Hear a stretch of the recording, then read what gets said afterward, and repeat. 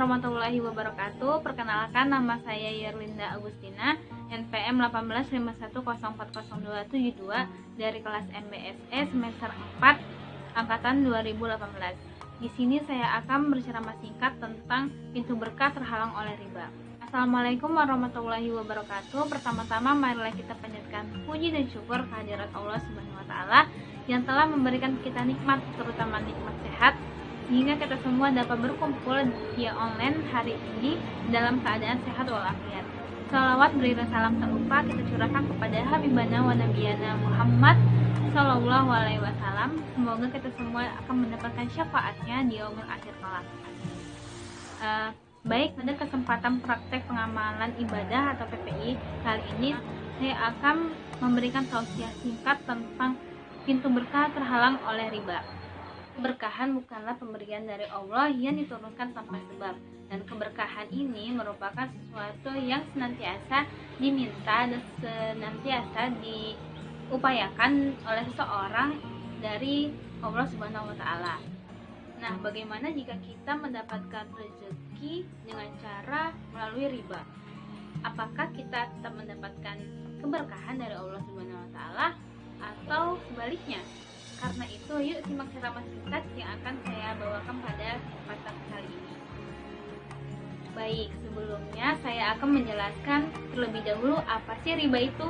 Riba adalah suatu tambahan dari akad utang piutang dan jual beli, seperti seseorang meminjamkan utang kepada orang lain dan adanya penambahan dari uang yang harus dikembalikan. Dan ini merupakan riba jahiliyah.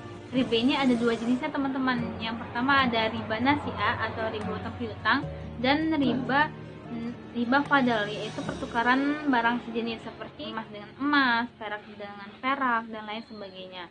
Allah menghalalkan jual beli dan mengharamkan riba, dan Allah dan Rasulnya akan memerangi siapa saja yang berbuat riba.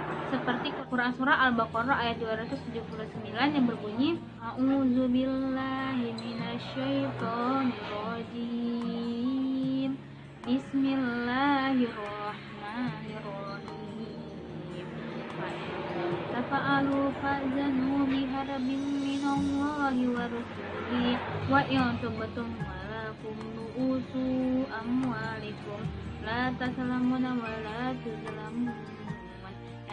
Artinya jika kamu tidak mengerjakan atau meninggalkan riba, maka ketahuilah bahwa Allah dan Rasulnya akan memerangimu, dan jika kamu bertaubat dari pengambilan riba, maka bagimu kokoh hartamu, kamu tidak menganiaya dan tidak pula dianiaya. Quran surah Al-Baqarah ayat 279. Dan riba merupakan dosa besar, seperti hadis Rasulullah SAW, yaitu riba ada 70 jenis dosa, dan dosa yang paling rendah yaitu seperti anak yang berzina dengan ibunya. Hadis riwayat Ibnu Majah dan Baihaqi. Riba akan membawa kemudaratan baik bagi diri sendiri maupun orang lain, dan akan menutup pintu keberkahan dari Allah Subhanahu wa taala. Allah pun memberikan pintu keberkahan bagi hambanya yang bertakwa, dan meninggalkan riba menjadi salah satu bentuk dari ketakwaan dari hambanya tersebut. Maka dari itu, marilah kita meninggalkan riba dan menjauhi dari segala sesuatu yang akan berhubungan dengan riba. Dengan kita mendapatkan harta dengan cara yang baik, benar, dan halal, semoga kita mendapatkan keberkahan dari Allah Subhanahu wa taala. Amin. Jadi, bagaimana cara kita mendapatkan keberkahan dari Allah Subhanahu wa taala? Nah, di sini ada 5 cara agar kita mendapatkan keberkahan dari Allah Subhanahu wa taala. Yang pertama, yaitu mendasari keimanan dan ketakwaan dalam sesuatu atau sebuah usaha atau pekerjaan. Allah Subhanahu wa taala berfirman dalam Quran surah Al-A'raf ayat 96 yang berbunyi, Bismillahirrahmanirrahim. Walau anna ahlal qura amanu wattaqaw lafatana 'alaihim barakatim minas sama'i wal ardi walakin kazzabu fa'akhaznahum bima kanu yaksibun. Yang berarti, dan sekiranya penduduk negeri beriman dan bertakwa, pasti kami akan melimpahkan kepada mereka berkah dari langit dan bumi. Tetapi ternyata mereka mendustakan, maka kami siksa mereka sesuai dengan apa yang telah mereka kerjakan. Yang kedua, yaitu beramal soleh dan memperbaiki hubungan kita kepada Allah Subhanahu wa taala dan semua makhluknya. Terdapat pada surah An-Nahl ayat 97 yang berbunyi, Bismillahirrahmanirrahim. Man 'amila sholihan min dzakarin aw untha wa huwa mu'minun fala tu'miyannahu hayatat thayyibata wa la tajziyannahum ajrahum bi ahsani ma kanu ya'malun. Yang artinya, barang siapa mengerjakan kebajikan baik laki-laki maupun perempuan dalam keadaan beriman, maka pasti akan kami berikan kepadanya kehidupan yang baik, dan akan kami beri balasan dengan pahala yang lebih banyak dari apa yang telah mereka kerjakan. Yang ketiga yaitu memulai setiap pekerjaan dengan menyebut nama Allah, karena sejatinya ialah pemiliknya.